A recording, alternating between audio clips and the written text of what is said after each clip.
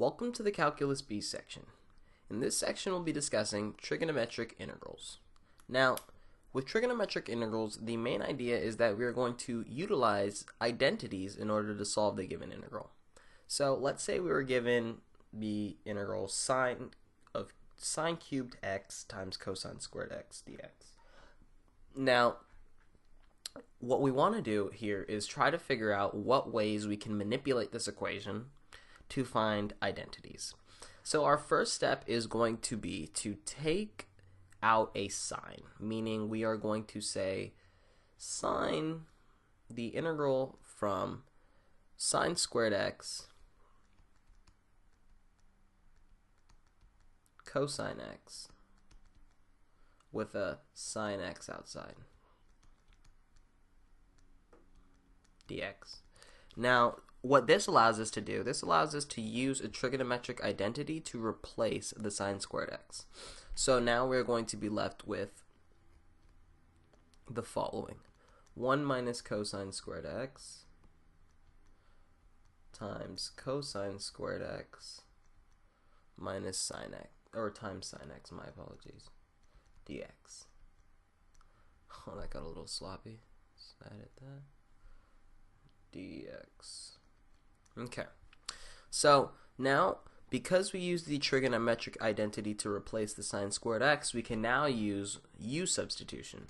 So given that integral, we see that we have 2 cosine squared x's, and if we really wanted to, we could say that u is equal to cosine x, because now our du is equal to negative sine x. Oh, let me make that more clear.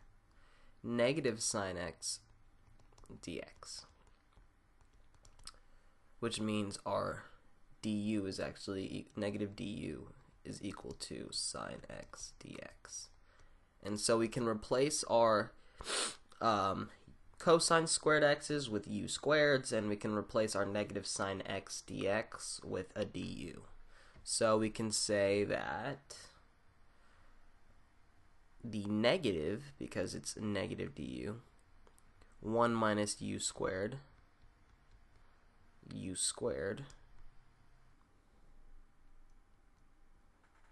equals negative u squared minus u to the 4th du, which means our integral is actually going to be u cubed over 5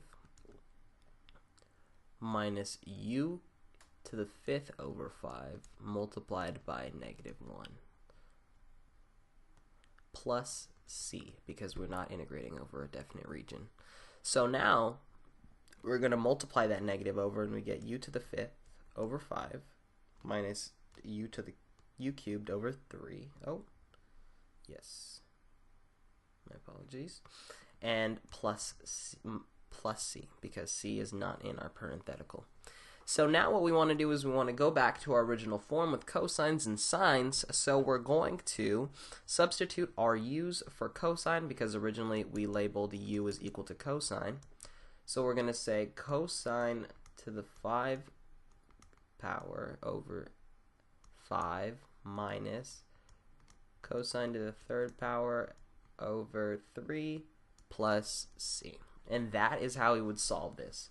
So if we originally tried to solve this equation, it is pretty daunting, but using trigonometric integral substitutions and u substitution, we can make this a little bit of a simpler task. So I hope that helps, and there's a bunch of problems on the website if you need extra assistance. Thank you.